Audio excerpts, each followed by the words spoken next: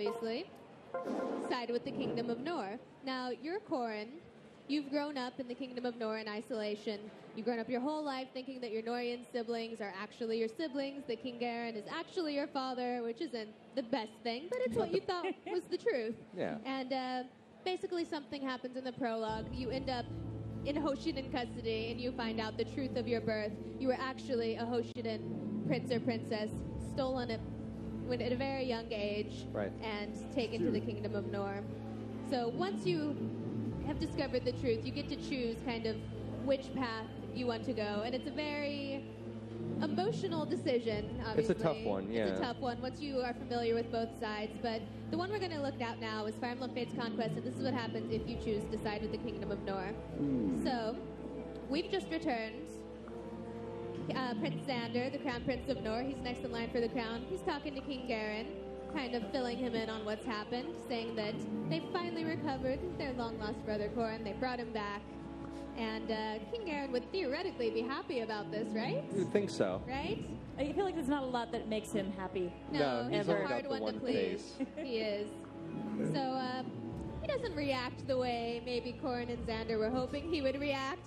He's like, why did you come back? You're not really a Nohrian. And, obviously, I love Elise. She's like, Daddy, why? Why would you say that? So wait, you have chosen to come back with the Nohr family, and Garen is just like, nope. Yep. You still can't make your dad happy. Your dad happy. Yeah, you've chosen. You're like, I'm a Hoshiden prince, sure, but I love my Nohrian siblings. They're the ones I grew up with. I'm going to choose to kind of go with the Kingdom of Nohr and try and fix this corrupt kingdom from within. And all of your siblings are really happy about it. They really love you, but King Garen's just like, how can I trust you now that you know you're a Hoshiden? So that's not so great when you just made a heartbreaking decision. And then, of course, Iago, who also looks like just the swellest guy ever, is basically saying, as far as we know, you might try and assassinate King Garen on behalf of your Hoshiden siblings, so we should really just nip you in the bud while we can. But King Garen's going to give you a chance. He's going to consult the great dragon Anankos, and your fate is in Anankos' hands? And claws? Claws? Yeah. However you want to. We'll see. Yeah, we'll see. No spoilers here. You'll have to find that out for yourself. So here they're just trying to talk to Garen, convince him that it's all going to be okay. I really love the relationship that you have with your siblings, because that really helps explain why maybe you would choose the Nohr path, because the siblings that you've been raised thinking they're actually your blood relatives, they're all really good people, and they're not really that happy with the way their kingdom has turned out either. So you're thinking, okay, if something happens to Dad and maybe we could take over, we could make this a decent place to be again and a kind of a friendlier kingdom. But it would be awful if you never had contact with again, and maybe you're thinking, okay, if I go the Hoshido path, these wonderful people I grew up with, I'm never going to have contact with again. I'm kind of leaving them in an unfortunate situation, still being stuck there. You can it's understand. True. That's what makes it so interesting, is that it's like you said, it's not just black or white, good or evil. You're choosing to side with very good people, but living under a very cruel ruler. And you can understand why Garen is a little reluctant to take you back, since you now have sort of chosen the path of fixing everything wrong in Nohr. Maybe he's not really...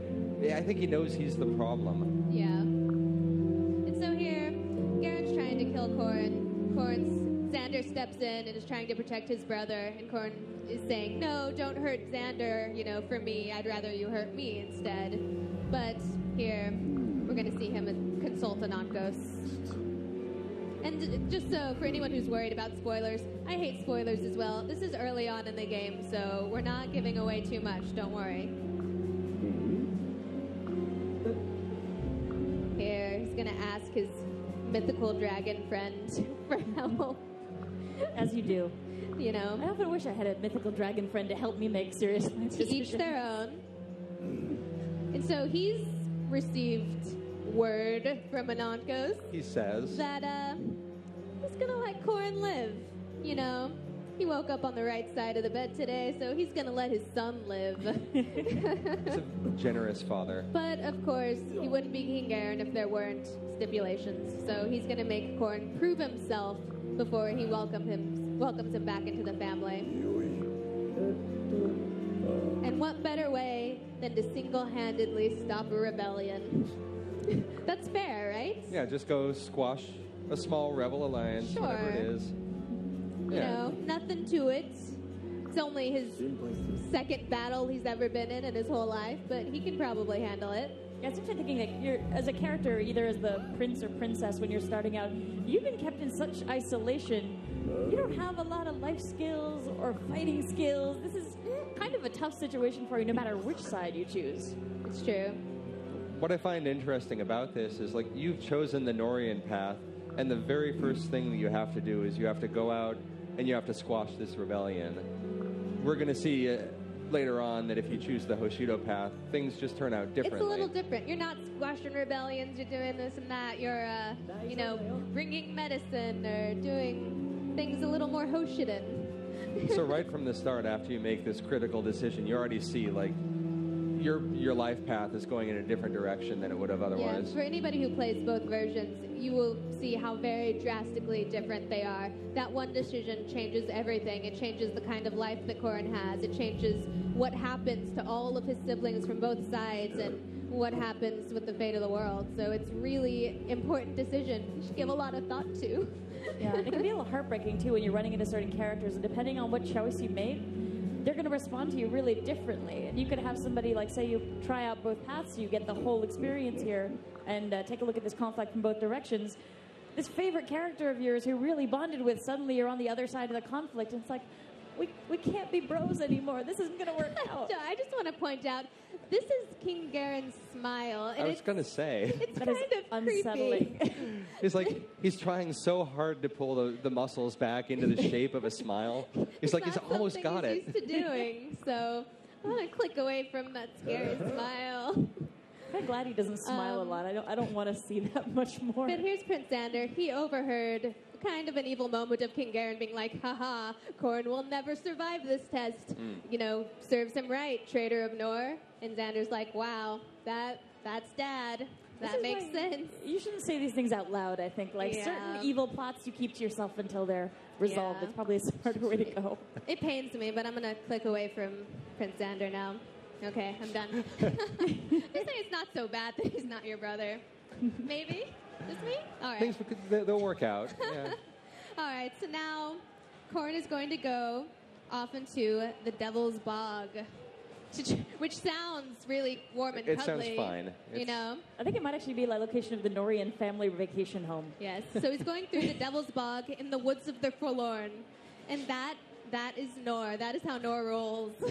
Just weekending at the Devil's Bog, go fishing. Yes. Yeah. And this is the first time that Garen's ever really left the castle grounds. And first taste of the real world he gets is forlorn woods and devilly bogs. So things aren't going so well for Garen. Of course, he's got Lilith with him. We won't give any spoilers about Lilith, but it's his friend. It's his helper. And it's good. He's going into this alone, with the exception of Lilith. Yes. And he has to single-handedly go squash this rebellion all by himself. Otherwise, he kind of betrayed his birth family for nothing. It's kind of a raw deal. Yeah. Now that we're getting into this, for folks who've never played a Fire Emblem game, we probably should give them like a real quick overview of like what kind of game this is once they get into like combat and the action of the game as well. Well, sure. Yeah. So we're going to see in just a second. It's going to go into a sort of a turn-based strategy, tactical kind of battle thing. So you're going to see the screens broken up into grids. You'll move your units and then attack. So your turns are like move, attack, move, attack. The entire game is built around you maneuvering your forces and the enemy maneuvering his forces. There are a lot of strategic subtleties that we're going to go into as we get deeper into this battle. But like, you know, at the very heart of it all, it's just you alternating turns like chess. You're moving, but then you're attacking, just alternating. The subtleties are going to come out in just a few moments. Yeah, so This is a great person to have your first battle ever with. Yeah, Garen runs into a Faceless, which are really powerful enemies, and he runs into a few of them. So, yeah, he's a little flustered. A little overwhelmed. He's a little flustered. But he's all alone. Or is he? Now, this is the thing that I like about the Nohr path. You know, it feels so dark and it feels so brooding and lonely, but at its heart, there's this, like, the community, the family. There's still that togetherness that binds all of the children together. And in this case, you've got Felicia, who's Corin's direct servant, joining him because she doesn't want him to go off alone. Yeah, and that's so true. Like you said, it's not the brightest kingdom to live in, but you have these really strong relationships that help get you through. And this is Felicia. If you are playing as a male avatar, Felicia will be your helper. And if you are playing as a female avatar, you'll actually have Jacob. So even the decision of whether to play as a boy or girl kind of affects which units you have in your party and little things like that. So every decision counts. Yeah, it's one of the first decisions you make when you're creating your avatar, and already that has a significant shape, like an impact on how your game is going to play out. So Felicia's coming to help, and Corin reminds her, like, oh, that's sweet, Felicia, but I thought Anonko said I had to do this on my own. And she just forgot that. So She's so sweet, though. Her heart's always in the right place. What I love about Felicia, too, is that she's kind of a clumsy maid. She's not such a great maid, but she's a beast on the battlefield. So... All right, together, they can do this.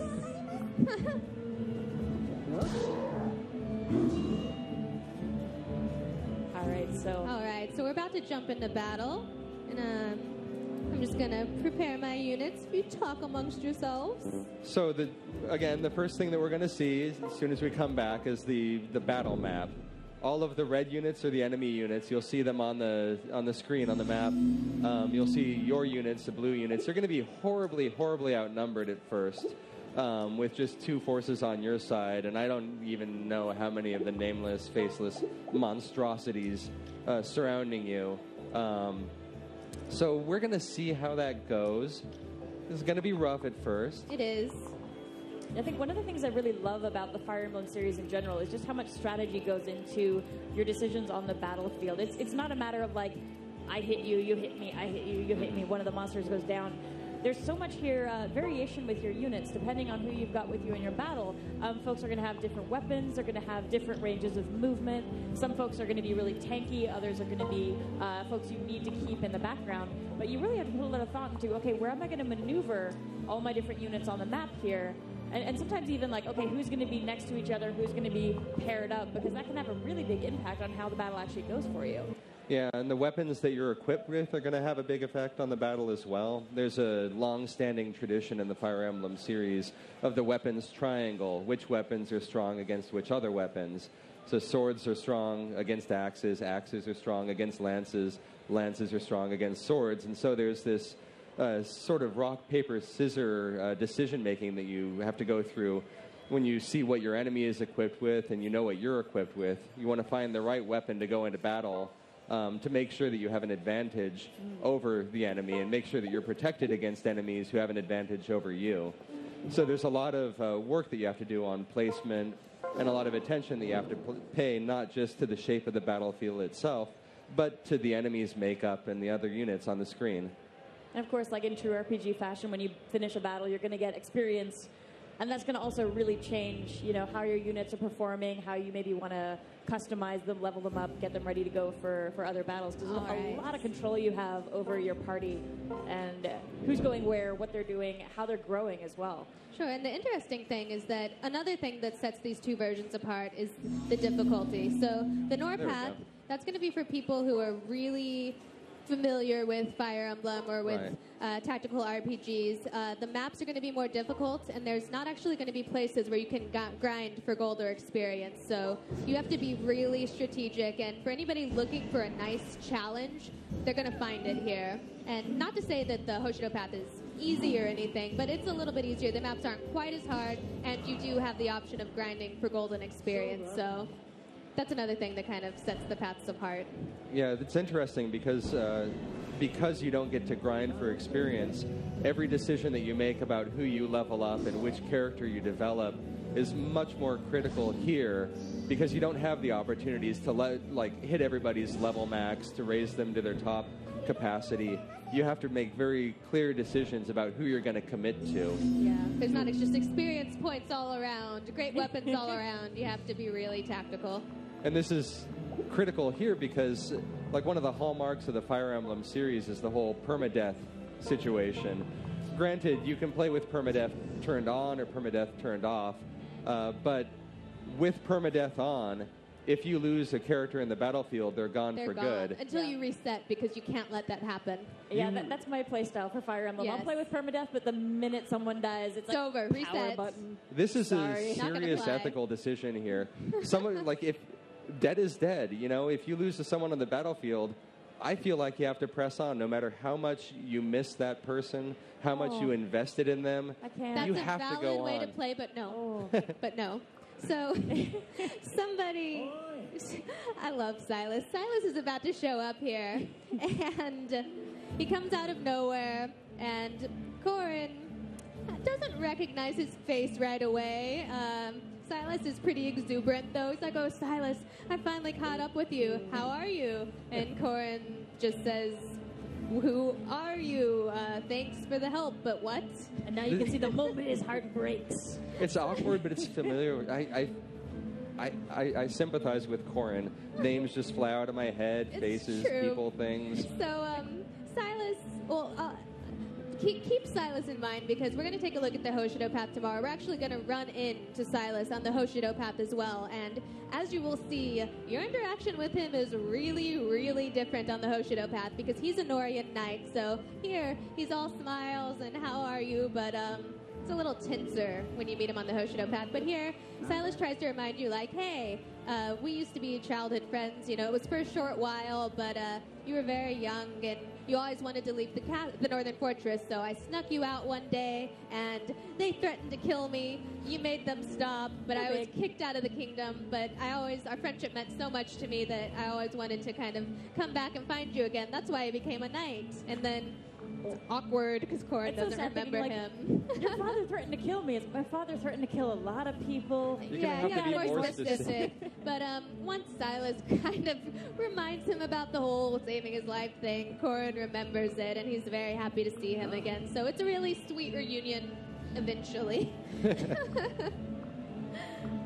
And now he's gonna help you, and Elise shows up too because she's not gonna just let her big brother who she loves go into this alone, so she kind of ran out of the castle to catch up and help as well.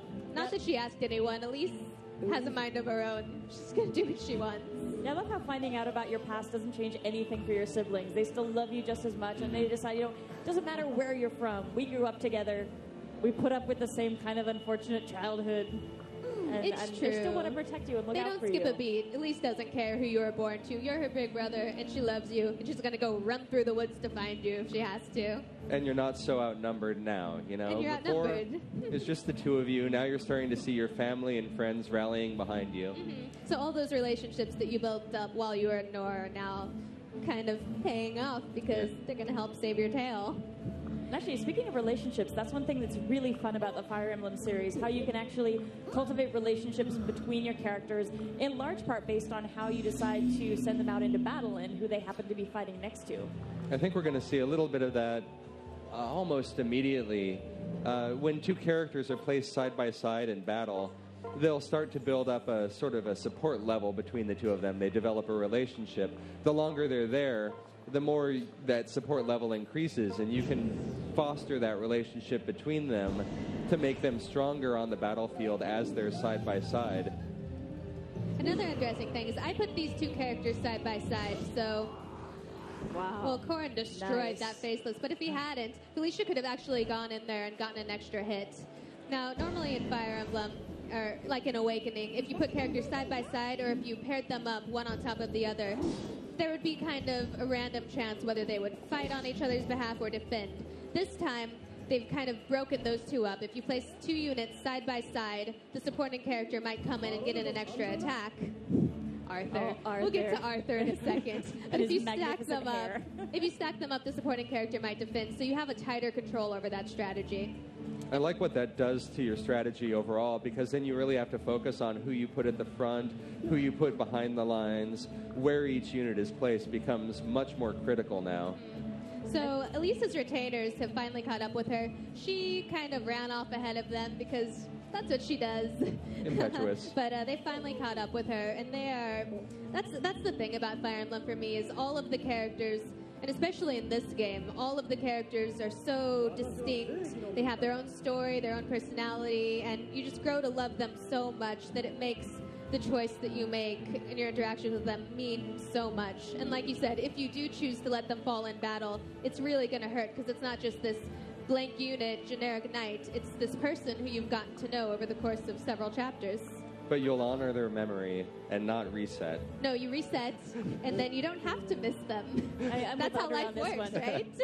Some kind of monster. You just don't let them die. Really. And those support relationships that you build up, like you get conversations between the characters that allow you to see more about them, learn more about how they relate to each other, about their backstories. So you get to develop not just a unit, as you were saying, but you start to develop a relationship with them as well. You know, as a player, you start to find the characters that you love, not because they're, you know, archers or Pegasus Knights or whatever. You develop the relationship because you care about their story. At least I do. You know, I make a lot of bad tactical decisions because I want to keep these two people together to see how their story builds out. Right. And so here we just found out we're back into the battle, but Elise kind of tipped her hand and said, you know, don't thank me. Xander's the one who was worried about you, and so he sent us out to help. And so that's another case of Xander, even though he kind of has more at stake than anybody else. He's the crown prince. Right. Kind of Garen's harsh spotlight is on him more than anyone else, but he still is risking everything to help Corin, even though obviously he knows it's not his blood brother or sister. Now, every now and then when an attack finishes, there's like a little heart that pops up on the characters. That's an indicator that the relationship between the two of them has just grown a little bit stronger by virtue of whatever it is that they did. Healing will do that. Fighting side by side will do that. You'll probably see a little bit more of that during this demo, but it's, you know, it's just another visual cue that you're building something permanent between these two characters. That's always a challenge for me when I play these games because I want to see all of the extra side conversations.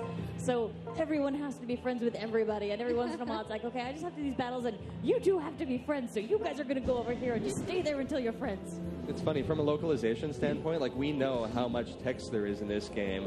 We know how much, like, how many character relationships there are, and we know how many most people are going to see. And so, like, whenever I play the game, even though I've seen a lot of the relationships, there are ones that I just kind of want to, like, rebuild them and watch them play out because they're just so much fun. It's true. That's right. We know there's so much text. So very much text. So very much. And I don't know if you noticed, but when it zooms in on your battle, it's actually zooming into where you are on the map. So in Awakening, it would kind of go to a set of predetermined areas. Here, it's actually going to where you are on the map. If you're by the water, it's going to be by the water when you're watching them battle. If you're on a bridge, it's going to be on a bridge. So that's a nice little addition. Yeah, I like the way that it helps to set the scene and gives you a real sense of, like, being on that battlefield. Mm-hmm. That came up during the My Castle demo, too, in our previous Treehouse Live session, where you get a chance to, like, to get down on the ground and actually look around you. I love the way in which these little technical enhancements build up your sense of place and your sense of, like, position on the battle. Sure. And I want to make a quick note while we're going through this battle. I'm being really careful because I don't want to lose anybody. But this game actually has Amiibo support, and it's really interesting. If you played, you know, if you're a Fire Emblem fan, you might have the Marth or Lucina, Robin, or Ike Amiibo. And in this game, you can actually use them to bring that character into your game. So if you scan the Marth Amiibo, for instance, then, oh, Arthur, you're in trouble. Bad. Oh, no. No, Arthur doesn't get in trouble if you scan the Marth Amiibo. So if you scan the Marth Amiibo, then I'm going to risk Effie. Oh, wow. So they're supporting each other on this battle, the enemies. Yes. I'm holding the dice on the Marth. Didn't matter. I'm holding the dice on the Marth Amiibo, sorry. If you scan the Marth Amiibo, he will show up in your My Castle, and you can do a variety of things with him.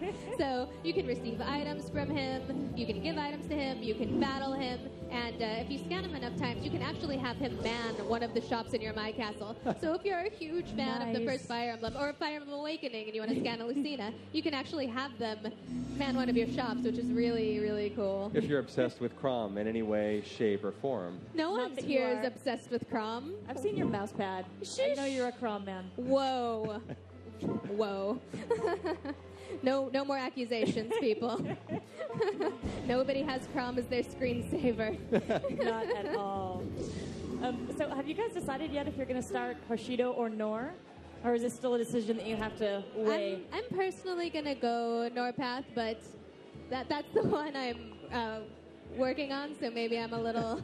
A little prejudiced. A little biased. I don't know. Today I'm going to say Nohr path. Who knows how I'll feel tomorrow? Yeah, it's true. After... And the thing is, as a Fire Emblem fan, even though, I'm working on this title, you're going to want to play both, because even though each game is a full, complete Fire Emblem experience, and the longest Fire Emblem experience to date, by the way, each version is 28 chapters. That's longer than any previous game.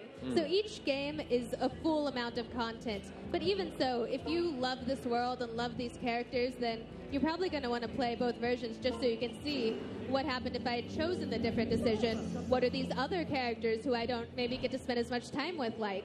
So there's no losing, really. Yeah, I think it's really nice that both games are very different experiences. It's not just that you're playing the same battles and, okay, you're on this side of the map or that side of the map.